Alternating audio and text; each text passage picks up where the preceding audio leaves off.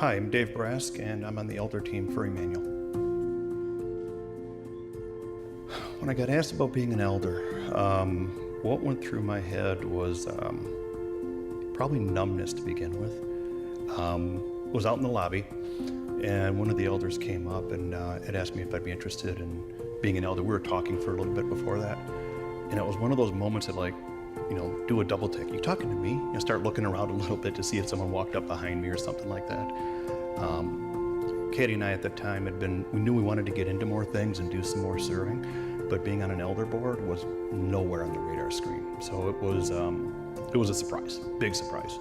Insecurities related to that, there were a few. Is my faith strong enough? Do I know enough about the Bible? I knew most of the elder board, but not all of them. So I didn't know if I'd be considered a peer with them. Am I in the same playing field with them? I really didn't know what they did either. So here's this role I'm being asked to serve and get into, and I didn't know a whole lot about it. So I had to do a little bit of digging and trying to understand what it was about and what was going to happen.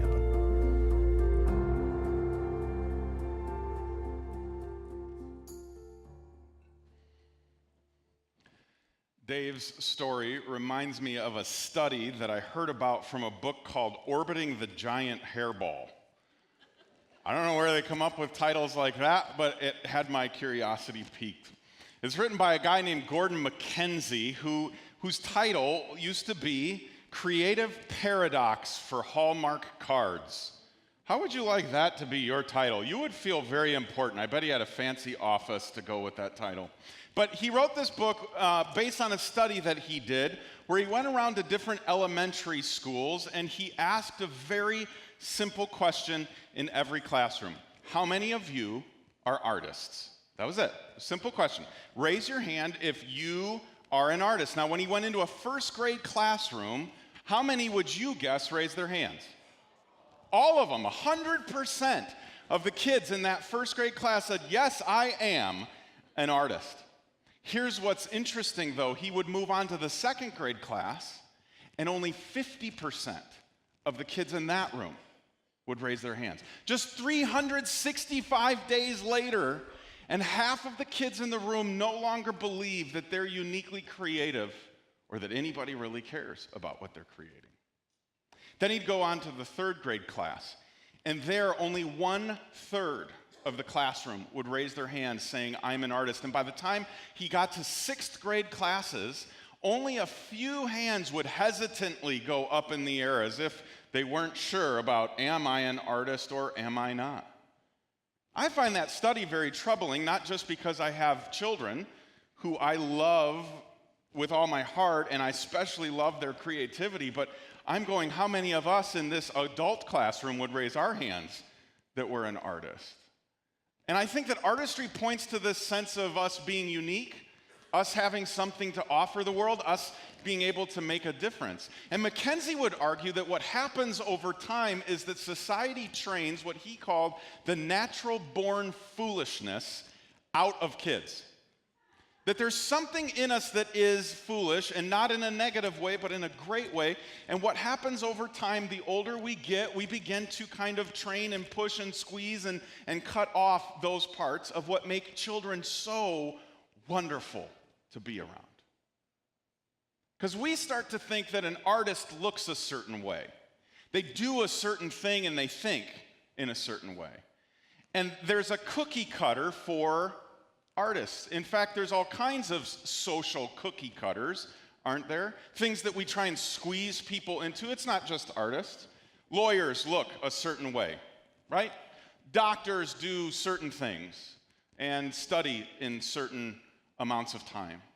Musicians are a certain kind of person. Pastors are certain kinds of people. Stay-at-home moms are certain kinds of people, right? There's a cookie cutter for what that looks like.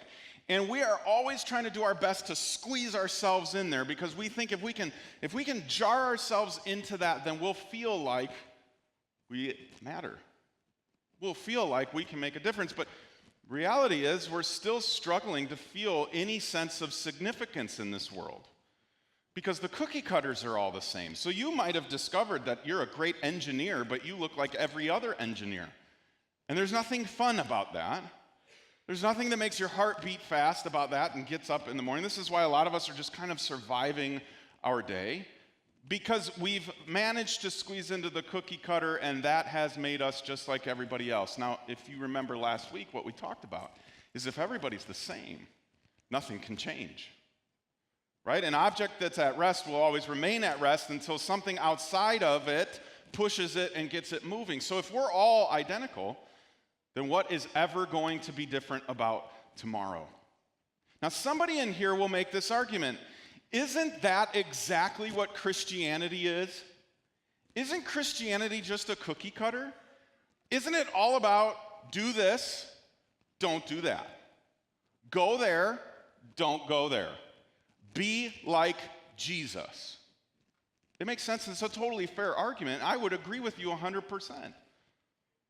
That a lot of what we talk about is a cookie cutter mentality, that Christianity looks a certain way and you have to do certain things, believe certain things, say certain things in order for you to be a Christian. And there's always going to be a thread of that reality in there because we are trying to be more like someone else.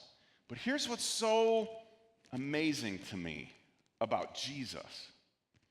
When we follow him, I want to make the argument that he actually preserves and celebrates our unique wiring. I believe that Jesus, instead of wanting to cut off the parts of us that make us an individual, he wants to use those parts of us, in fact, amplify those parts of us to make the difference that we're dying to make and he's on a mission to make. That while there are parts of our faith that are cookie cutter because we're trying to change, there are also parts of it that are in us that simply come alive for the first time, maybe, and are used on a scale that we probably didn't imagine or believe that they could be used on.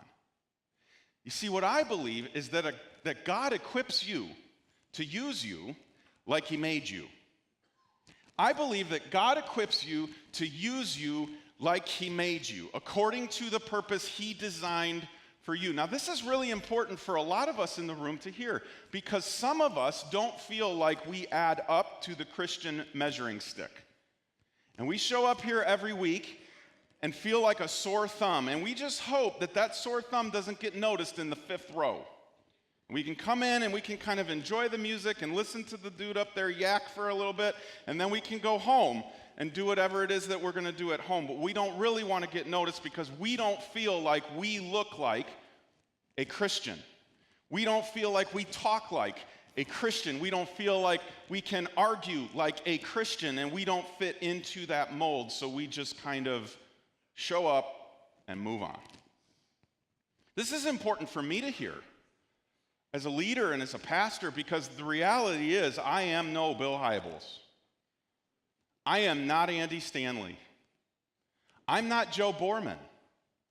There's so much about me that's different than all of them, and it's easy for me to sometimes slip into, but if I'm not like them, then I'm not going to be good at what God has called me to do. And I believe God goes, stop that. And if he could give me a good smack, he'd give me a good smack, and he'd say, I didn't make you to be them. I made you to be you. And the fact that you are different does not mean that I won't use you. It ensures that I will. And that same reality applies to you. You see, we're so busy comparing ourselves to the other Christians in our row that we forget and misunderstand why God made us how he made us. And that there's a unique contribution that we can make to what Jesus is doing in the world that might be different from everybody else, but is no less miraculous, is no less important, and is no less effective. This idea is literally littered throughout Scripture. And I want to show you a couple passages from the New Testament that point to this. If you've got your own Bible and you want to follow along, or on your phone or iPad or computer, if you brought your own computer today, that's fine too. We're going to be in Romans chapter 12 to begin with. Don't worry if you don't have your own. It'll be up here on the screen. But I love how Paul puts these words to a group of Christians in Rome during the first century. This is what he writes. In his grace, God has given us different gifts for doing certain things well. So if God has given you the ability to prophesy, speak out with as much faith as God has given you. If your gift is serving others, serve them well. If you're a teacher, teach well. If your gift is to encourage others, be encouraging. If it's giving, give generously. If God has given you leadership ability, take the responsibility seriously. And if you have a gift for showing kindness to others, do it gladly. Here's what's so important for us to hear. He just gave us a long list, and this is a small list compared to some of the other lists that Paul gives in the New Testament. But he gives us this whole list, and they all have something in common. And if we were to understand rightly that thing in common, it would change how we do what we do. It's this idea. All of them, no matter what they are given by God. God has given you, meaning the church, all of these different gifts, all of these different strengths and abilities, which means he gave them to you on purpose. God doesn't do anything without purpose. So he wired you up the way he wired you up on purpose for a specific reason. Just like when you make a vacuum cleaner, we talked about this last week, you make it with a certain end in mind. And God makes you and I with a certain end in mind, how he wants to use us for a very specific task. The trouble is we get so caught up on the what. What does God want me to do? That we forget that the primary push of Paul's list and all of the New Testament is more not what you give, it's how you give. Whatever it is that you give. Did you notice that? He says if you give generously. If you lead seriously. Another word that he might have used here would be diligently. Take that responsibility seriously. If you are going to be kind, do it gladly. Whatever the strength is or the natural ability is that you bring to the table, bring it to the table well. Whatever it is that you do it well. Because God is more concerned that you do it with that kind of attitude than necessarily how it compares to someone else. Here's why I think God tends to lean more into how we do things, because our how is connected to our heart. Right? This is why you talk to people about, you didn't put your heart into that. That's a how statement. Our heart is connected to how we do things, and make no mistake, God wants more than anything else your heart. So no matter how he made you, no matter what you think your contribution might look like, do it with all you got. And that honors him. That pleases him.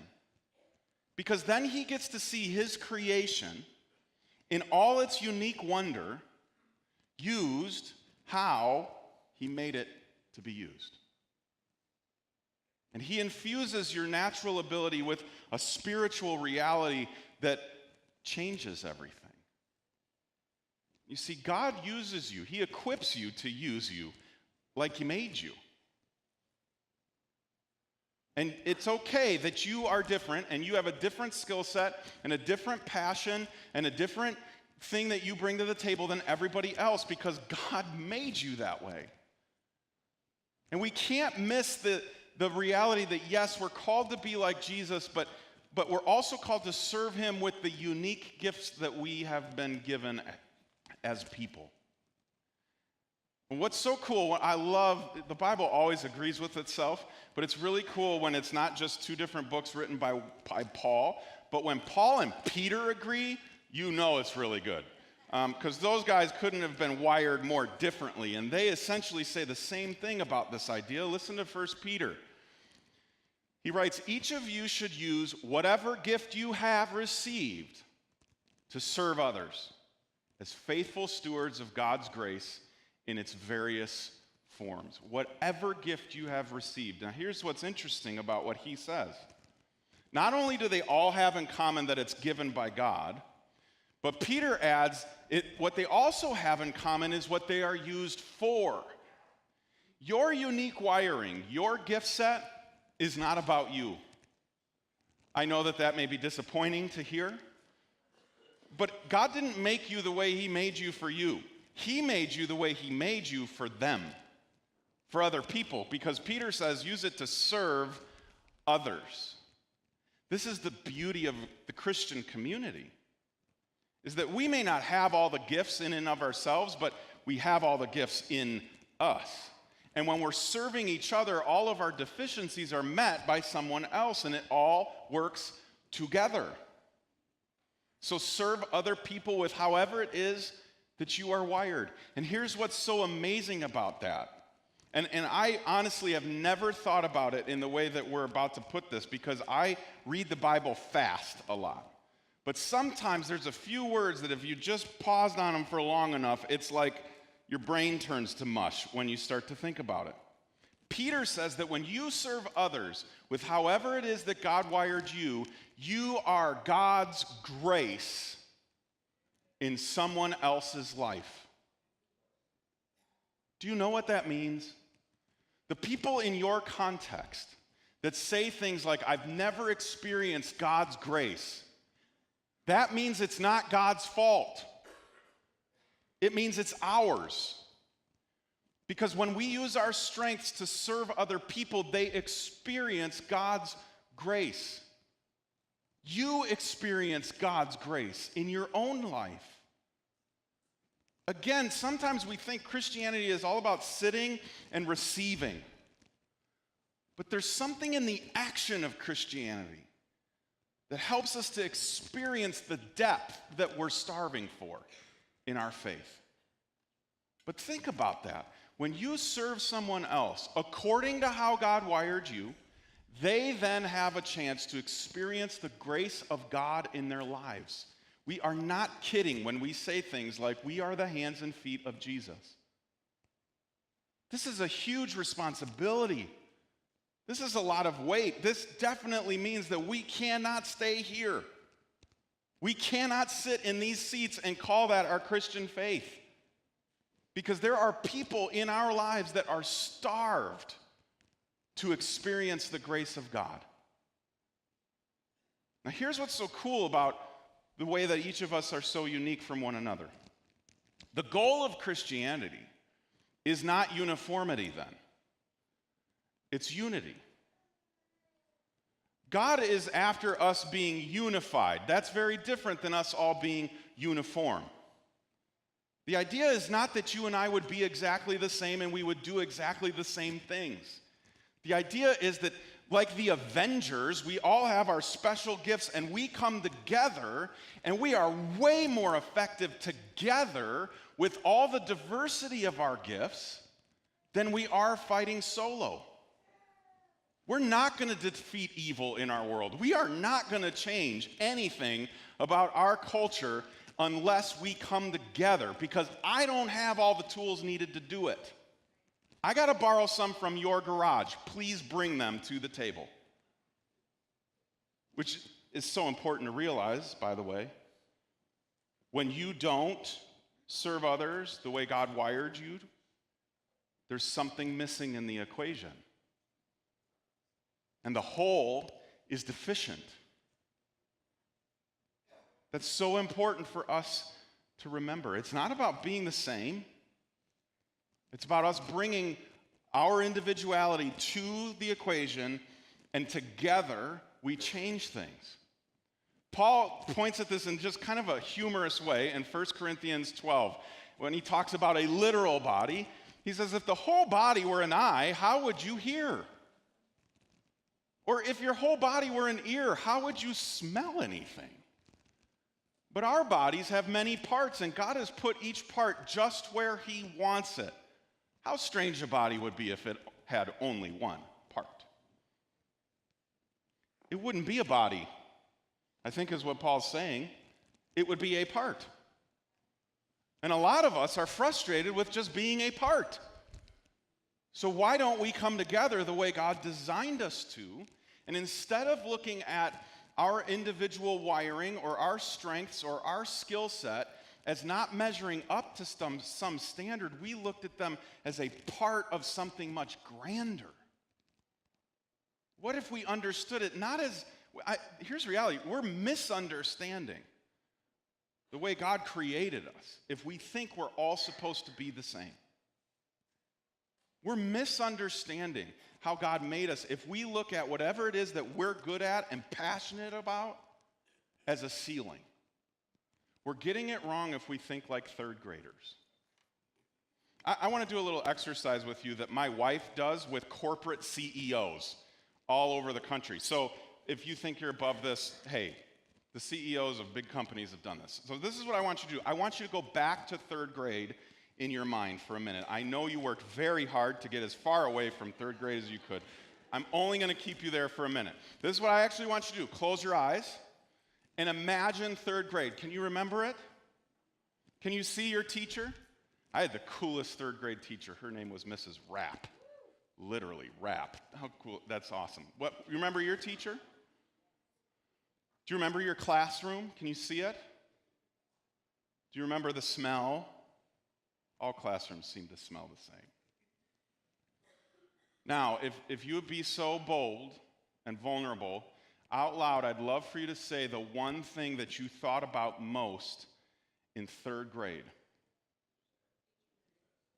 I heard somebody say it, recess.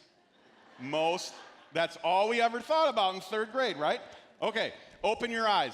Class, I hope you enjoyed recess, but we're going to change gears now and we are going to take achievement tests that are going to place you in a math and reading class. I don't want you to be stressed about this. I don't want you to be worried. I just want you to do your best. Do your best, turn in the test, and then it's Friday, so you can go home and have a great weekend. So you as a good student, you sit there, you fill in all the bubbles very nervously because even though they said don't be stressed out, you're freaking out because what if I don't achieve what I need to achieve, right? You turn it in, you go home, you have some Cheetos, you watch cartoons Saturday morning, and you forget about it. You come back to class Monday morning. Class, the results are in. Diane, where are you? Can you please stand up? Diane, you did an amazing job. Did you have Wheaties on Friday morning? Diane, you did so well that you are going to get the green notebook, and you are going to be a part of the Golden Eagles reading group. Diane, you are super smart. Dave, did you even eat breakfast?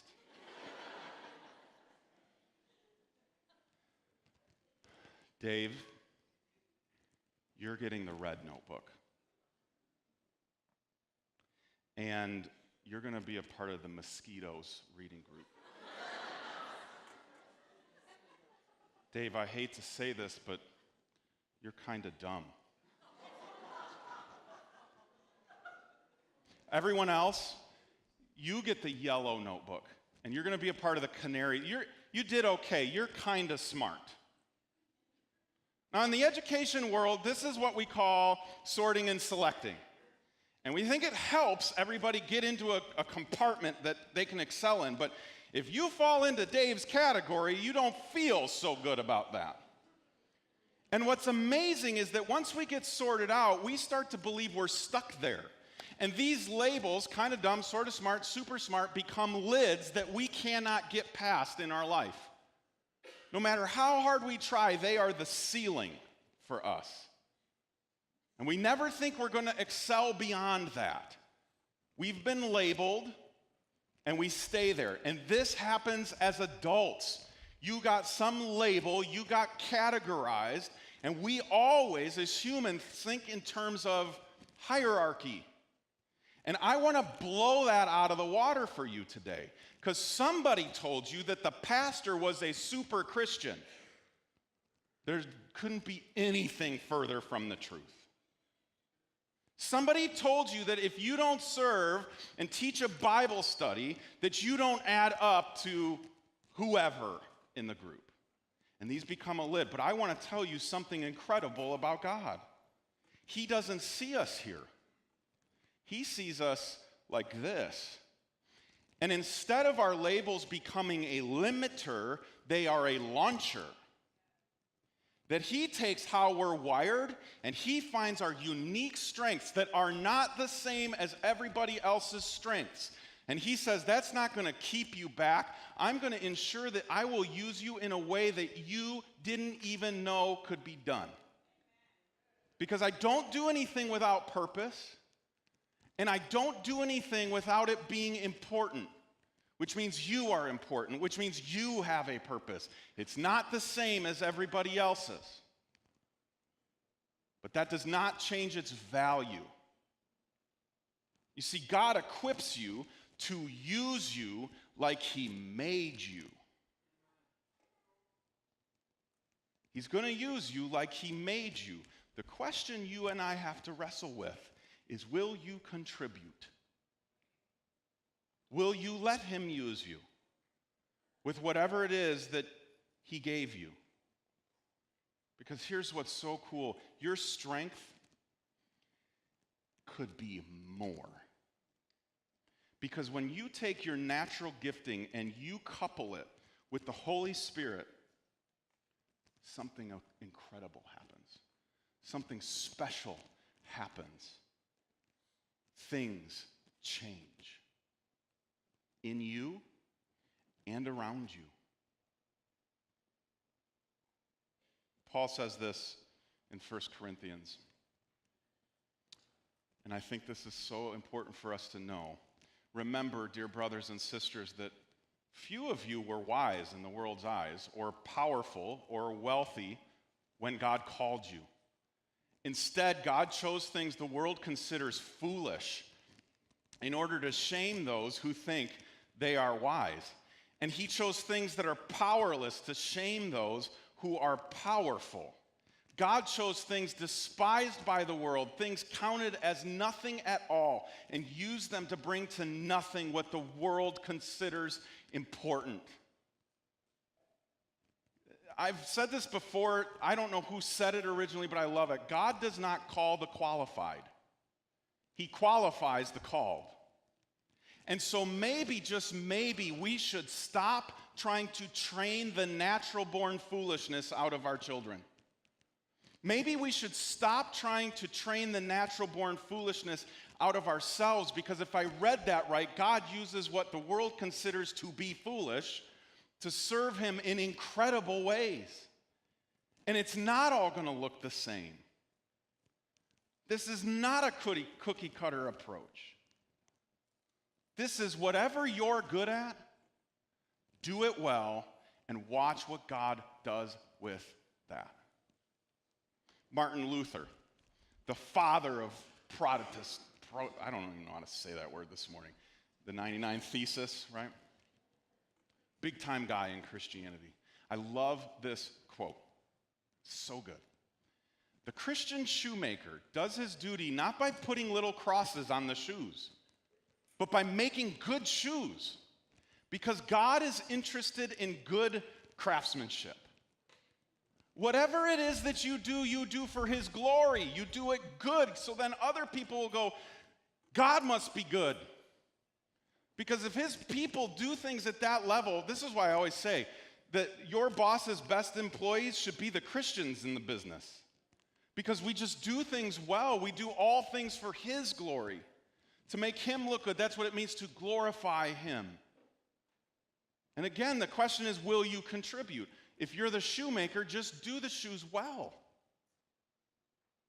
If you're good at fixing cars, you fix them well.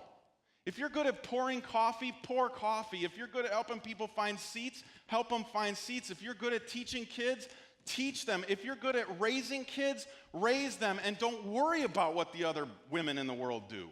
You do what God made you to do, and then he is glorified. Now, for some of you, you're sitting here this morning and you're going, but I have no idea what my strengths are. I'm just trying to get through, pay my bills. I don't know what my unique contribution looks like. I am so excited because I have a place for you to go to find that. Starting on April 8th, we're going to launch a brand new environment called Jumpstart. And this is the Sunday after Easter, And Jumpstart is a 4-week track that you jump into at any point. You don't have to wait till it starts. Any week, you can jump into Jumpstart. And what Jumpstart is going to be all about, it happens during our church services, and this is how important I think this is. Don't tell anybody else that I said this. I would be okay with you skipping church for 4 weeks to go to Jumpstart, because I think this is that important. And I think what you're going to find in Jumpstart is you're going to find a little bit more about God and who He is. You're going to find a little bit more about how you are uniquely wired, how He designed you, what your strengths are, what your gifts are. And then third, you're going to find out how you can use those gifts to glorify Him and honor Him, both outside these walls and inside these walls. Starts April 8th. It's 4 weeks, 65 minutes. It's really low key. There's no homework. That's big to remember. There's no homework. You just show up. You go through the class. It's really, really concise and good and helpful. You're actually going to take a personality test in it. You're going to take a strengths assessment test in it. And you're going to be able to kind of walk out going, okay, this is how God made me. And this might be how I could be used by Him. Because here's what we believe. God equips you to use you like He made you. God equips you to use you like He made you. And what He calls us to do is to step out of the cookie cutter mentality and into being a difference maker. You will make a difference the more you understand how it is He made you and what your part in this larger body looks like. And as we go, as you start to experience this and learn this and believe this, you will always come back to this reality that your wiring is not some random set of equations. Remember what Paul said in Romans. It's something God gave you. You and I have to come to grips with the reality that you are God's masterpiece. You remember that from last week? You are a work of art in God's mind. You're His best work. You are.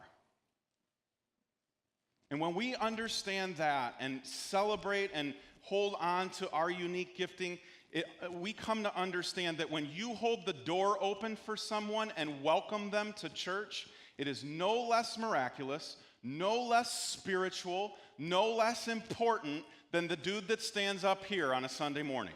It's not. Because all of this, I'm just doing what God made me to do. You do what God made you to do, and we will change everything. This community will be a part of what God has called us to do, and we won't sit in these seats. We'll be out in the community, and people will start to wonder, what is going on there? And they'll come ask us. You see, Dave, our friend that we started with, has been learning this over the last couple years. And as he's discovered more and more how God made him unique and different from our other elders, the more and more he's understood what God's called him to. Check this out.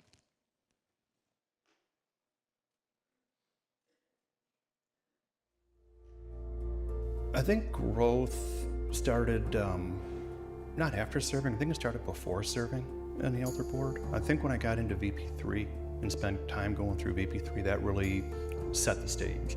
Learning about who is God, who am I, what does God want to do through me, that was a big deal.